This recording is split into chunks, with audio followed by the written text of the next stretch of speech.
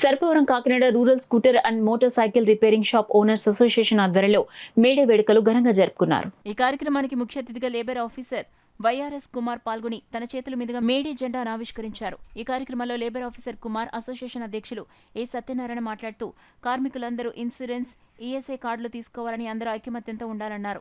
ఈ కార్యక్రమంలో association vice president N Nageswara Rao, secretary A Ramakrishna, treasurer KVR Anjaneyulu, adviser S Venugopala Rao, joint సెక్రటరీలు A Rayu, B Lovaraju, member SNV Ramana తదితరులు పాల్గొన్నారు.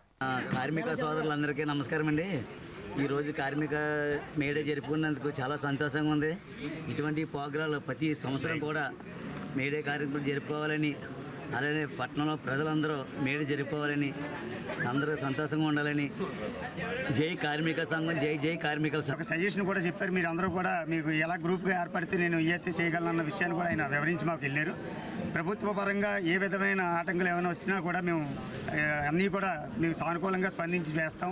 అలాగే లేబర్ యాక్ట్ ప్రకారం కుర్రోళ్ళు 14 సంవత్సరాల లోపు కుర్రోళ్ళు ఎవరిని కూడా షాపుల్లో పెట్టుకోవద్దని కూడా మాకు ఇంటిమేషన్ ఇచ్చి గౌరవప్రదంగా చేసుకుని మీ వర్క్కి ఇంతకన్నా మీరు అభ్యున్నతి చెందించి మీ యొక్క వృత్తికి పేరు తేవాలని కోరుకుంటూ చెప్పి మన లేబర్ ఆఫీసర్ గారు కూడా ఇప్పుడే ఈ కార్యక్రమాన్ని ముగించుకొని వెళ్ళారండి. ఇట్లో నేను టీం సభ్యులందరూ కూడా ఇక్కడ ఏర్పాటు చేసుకున్నాం. సో మీరు కూడా అందరూ కూడా మీ పిల్లల్ని చూసుకున్నట్టుగానే వాళ్ళు కూడా చూసుకోండి. ఎందుకంటే రేపు ఆ శిష్యుడు గొప్పోడైతే ఆటోమేటిక్గా మీకు మంచి పేరు వస్తుంది. అలాగే చట్టాలకు అనుగుణంగా ఖచ్చితంగా 14 సంవత్సరాల పిల్లల మట్టుకు ఎంటర్ చేయదు. ఓకే, అది తర్వాత ఎలా ఉంటుందంటే స్క్వాడ్స్ ఎక్కువ తిరుగుతున్నాయి. ప్రతి బుధవారం స్క్వాడ్ ఉంటుంది. మిమ్మల్ని ఇబ్బంది అయితే నేను త్వరగా ఎప్పుడు పెట్టలేదు. ఎందుకంటే మీరు అందరూ మంచివాళ్ళు, మా మాట వింటారు. ఎందుకంటే సిటీస్లోనే మాకు సమస్య వస్తుంది.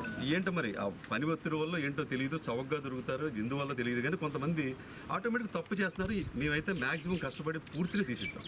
ఈ రోజున ఈస్ట్ గోదావరిలో మన కాకినాడ దాదాపు నీళ్ళు ఎక్కడో ఇంకా మూలం ఇంకా గతి లేక ఏదన్నా వాడు అన్నయ్య గారు కొడుకునో తమ్ముడు గారు కొడుకునో కూర్చోబెట్టుకుంటున్నారని తప్ప అది కూడా మనం చేయొద్దు. డబ్బులు వస్తే పోతాయి. మనకి ఎందుకంటే రిస్క్, మనం చట్టం ఎలా చెప్తే అలా నడుచుకోవాలి.